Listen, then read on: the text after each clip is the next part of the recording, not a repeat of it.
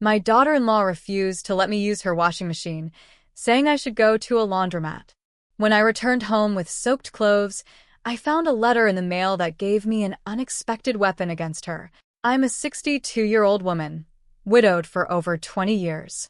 I raised my son, Derek, on my own after his father passed away from a stroke when Derek was just 12. It was hard. I worked 2 jobs, sometimes 3. I was a receptionist during the day and cleaned office buildings at night. I missed birthdays. I missed school events. But we always had food. We had lights. And I made sure he never felt like he went without love. Derek grew up to be a good man, or so I thought. He went to college in Atlanta on a partial scholarship and met Talia during his junior year. She was pretty, polished, always put together. Her family came from money. The first time he brought her home for Thanksgiving, she walked in with this look on her face, like she was stepping into a Motel 6. My house wasn't fancy, but it was clean. She barely looked me in the eye and spent the whole visit glued to her phone. But I told myself, she's young. She'll warm up. I gave her the benefit of the doubt, because that's what you do when your kid is in love. After they got married, they bought a 3-bedroom house in the suburbs of Atlanta. I helped with the down payment, not a lot, but enough to make a difference. My name went on the deed just for legal purposes. At the time, it didn't mean anything to me. I didn't want control. I just wanted to help. When they had their first baby, my grandson, I offered to move closer. I found a little 1-bedroom apartment about 20 minutes away and told them I could babysit whenever they needed. I wasn't trying to be up in their business. I just wanted to be part of my family. The first year I helped all the time. I'd come over at 6 a.m. when Talia had early meetings. I'd fold their laundry, make freezer meals, clean their kitchen. I never asked for money. I did it because I loved them. But slowly things started to shift. Talia started treating me like hired help. She'd leave lists on the fridge of what she wanted done when I came over. No thank yous. No small talk. Just lists. Once, I washed the baby's bottles and she snapped at me because I used the wrong soap. Another time, she accused me of not wiping down the counters properly. I told Derek once, gently, that she seemed stressed. His response? That's just how she is. She's particular. No defense. No support. Then came the real slap in the face. Last month, my washing machine broke. The repairman said it would take 2 weeks to get the part. I asked Talia very politely if I could come over and use theirs for 2 loads. Just 2. Some bath towels and clothes. I even offered to bring my own detergent and clean up after. She looked at me like I'd asked to take a shower with her husband.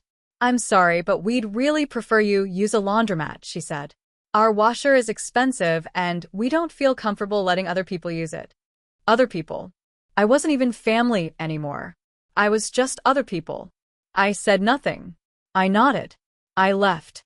That night, I drove to a rundown laundromat on Memorial Drive. Most of the machines were out of order. I stuffed what I could into one that looked halfway decent and sat on a plastic chair while it ran. It didn't even spin the clothes dry. I hauled wet, dripping laundry back to my apartment and hung it up wherever I could. My back and arms ached for days after. I didn't tell Derek. I didn't cry. I just swallowed it down. 2 days later, I got a letter from the county clerk's office. At first, I almost threw it out, thinking it was junk mail. But something told me to open it. It was about my late brother's estate. He died 3 years ago without a will, and it had been tied up in court. I'd completely forgotten. But now the estate was settled, and I was named sole beneficiary. Nothing massive, but more than I expected. Enough to pay off debt. Enough to make moves. And that's when I remembered the house deed. My name was still on it. They never refinanced. They never changed it. And suddenly, I wasn't powerless anymore. I sat with that letter in my hands for a long time. Part of me felt guilty even thinking about it. This was my son. My grandson lived in that house. I wasn't raised to think in terms of leverage or retaliation. But I also wasn't raised to be treated like garbage by people I fed, bathed, and cleaned up after. I didn't say anything right away. I needed to be sure. I went down to the county records office to confirm the deed. My name was still on it. Joint ownership. Legally, I had equal say. I could force a sale if I wanted, or I could make their lives very inconvenient. That night, I sat at my kitchen table and made a list. Not a petty one, but a list of every time I'd swallowed disrespect. Every morning I'd come over at dawn. Every dirty diaper. Every chore she tossed to me like I was the help. Every little power play Talia pulled while Derek looked the other way. I decided I wasn't going to explode. No drama. No screaming. That's what she'd expect. I was going to move carefully. First, I stopped babysitting. No warning, no explanation. Just a text. I won't be available this week. I knew they both had full-time jobs. I knew they didn't have backup childcare. That was the point. Talia replied within minutes. What do you mean you're not available? We're counting on you. I didn't answer. I let her sweat. 2 days later, Derek called. Not to ask if I was okay. Not to check in like a concerned son. He opened with, "Why are you bailing on us last minute?" That stung. I said calmly, "I've been helping for years with no thanks, no pay, and now I'm not feeling appreciated.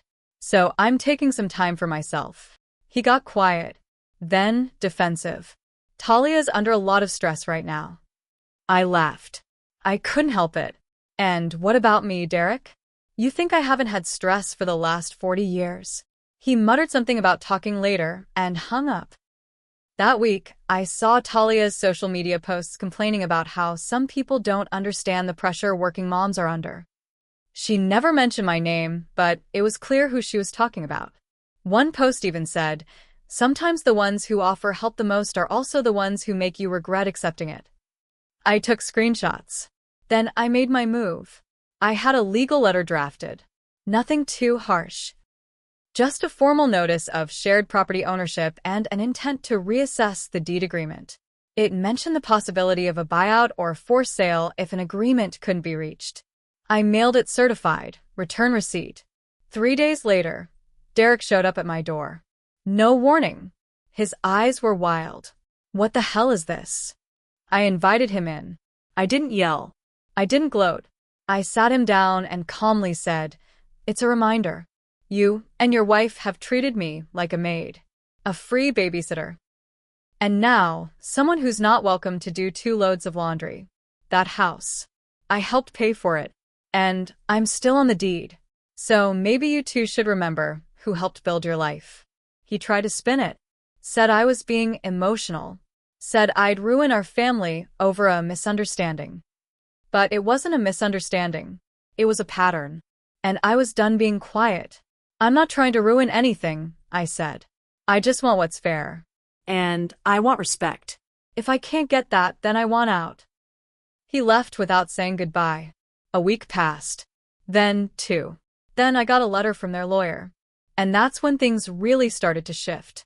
The letter from their lawyer was cold and calculated. It said they were exploring options to remove my name from the deed, citing that I had no current financial interest in the home and had not contributed to ongoing maintenance. It read like they were trying to erase me. I showed it to my own lawyer. He was clear. They can't just kick you off the deed. They'd need your consent or a court order. You're well within your rights. Still, it hit me hard. My own son was trying to write me out of his life, not with words, but with paperwork. Then came the twist I didn't expect. A neighbor of theirs, a woman I knew just a little from church, reached out to me. She said, "I don't mean to stir the pot, but I thought you should know your daughter-in-law has been saying some very personal things about you." She sent me screenshots from a local mom Facebook group, one I wasn't part of. Talia had been posting about me for months. Passive-aggressive at first, then outright cruel. She shows up uninvited. She judges my parenting. She's manipulative and needy. She painted me like a bitter, nosy old woman who couldn't let go of her son.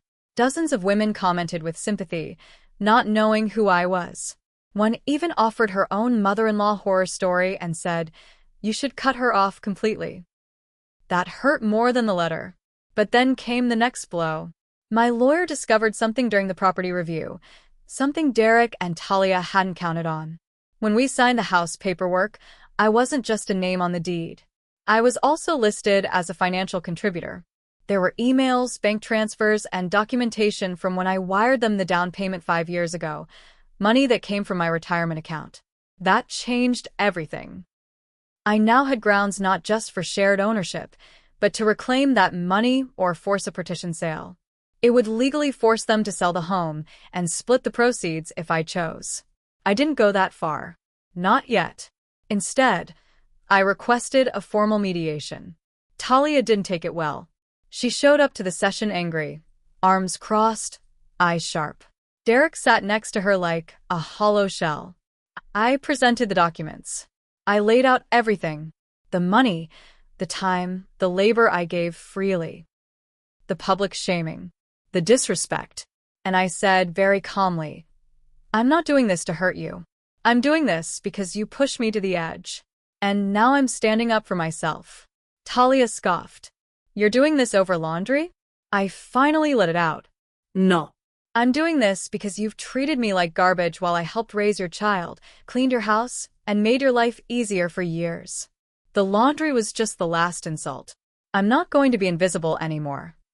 They were stunned. They thought I'd always stay quiet. The mediator asked if we'd consider financial settlement instead of property action. I said yes, but my terms wouldn't be cheap. The mediation didn't end with a deal. Talia refused to compromise. Derek kept trying to play peacekeeper, but it was clear he had no spine. At one point, Talia actually said, "We can just outweight her. What's she really going to do?" That told me everything I needed to know. So I made it clear. If they wouldn't settle privately, I'd move to file a partition action. That meant court. That meant legal fees. That meant the house could be ordered to sell, and fast. The lawyer warned them. He said, "If she moves forward, the court will likely side with her unless you offer a fair buyout." Still, Talia wouldn't budge. I think she believed I'd cave. That I was bluffing. I wasn't. I filed the paperwork. And just like that, things turned formal. They had to disclose financials. Their mortgage status. Their income. And that's when the cracks started to show. Their marriage wasn't stable. Not financially. Not emotionally. They were months behind on one credit card. Derek had taken out a private loan against his retirement account. And it turned out they couldn't afford to buy me out. Not even close. I didn't gloat. I just kept going. Talia stopped speaking to me completely. Derek would only text. I started hearing from mutual friends, people who knew both sides. One woman, a teacher at their son's preschool, pulled me aside and said, "Talia told people you're trying to steal her house. But now that I know the whole story, I just want to say, I'm sorry." That hit different. For the first time, people were starting to see the truth. Not the version Talia had crafted online. The real one. I started taking back my time. I joined a book club. I traveled to Savannah for a weekend just because I wanted to. No babysitting. No errands. No bending over backwards. And then came the letter from Derek. Not an email. Not a text. A printed letter. Mailed to me directly. He said he was sorry. That he hadn't realized how far things had gone. That he missed me. That our grandson asked where I was. That Talia wasn't handling the stress well. That he was trying to hold everything together, but he felt like it was slipping. He asked, almost begged, for a conversation before the court date. I haven't answered yet. Because now, for the first time in decades, I'm the one in control. I waited 3 days before I called Derek. When he picked up, he sounded tired. Defeated. I asked if Talia was there. He said no. I said good. "Do you really want to talk?" I asked. "Yes," he said. "But I don't know what I can say to fix it." I told him, "This isn't about fixing it anymore. This is about finishing it." He was quiet. Then he asked what I wanted. So I laid it out. I wanted a full buyout market value. Based on an independent appraisal I already had done. I wanted a written apology from both of them, not for the money, but for the way I was treated. I didn't care if they meant it. I just wanted it documented. I told him if they refused, the court would handle it. And I'd make sure the whole process dragged out in public record. Derek didn't argue. Talia, however, lost her mind. She sent me an email filled with insults, calling me selfish, manipulative, bitter. Said I was trying to ruin her family, destroy their home. She copied Derek, their lawyer, even her parents. What she didn't know was that her email violated the terms of our legal negotiation, and I sent it straight to my attorney. We used it. I pushed forward with the petition suit, and within weeks, the judge ordered the house to be sold. The for sale sign went up 2 days later. I didn't go by, but I heard from neighbors that Talia cried in the driveway. Derek moved into a rental. Their marriage, already fragile, started to fracture under the pressure. I don't know if they're still together. I stopped asking. The house sold at full asking price. My lawyer wired my portion directly into my account, and I donated $10,000 of it to a domestic violence shelter in Talia's name. Tax-deductible and legally clean. Then, I mailed her a photocopy of the receipt. No note. Just the donation confirmation with her name printed clearly at the top. It was the last thing I ever sent her. I haven't seen my grandson in almost a year. That part still hurts. But I've started a new life. I volunteer. I travel. I host book club in my clean, peaceful apartment with women who actually treat me with respect. Derek sends a birthday card now and then. Maybe one day he'll grow into the man I raised. But I'm not waiting around anymore. I got my dignity back. And I made sure the people who tried to erase me will never forget what I gave and what it cost them to take it for granted.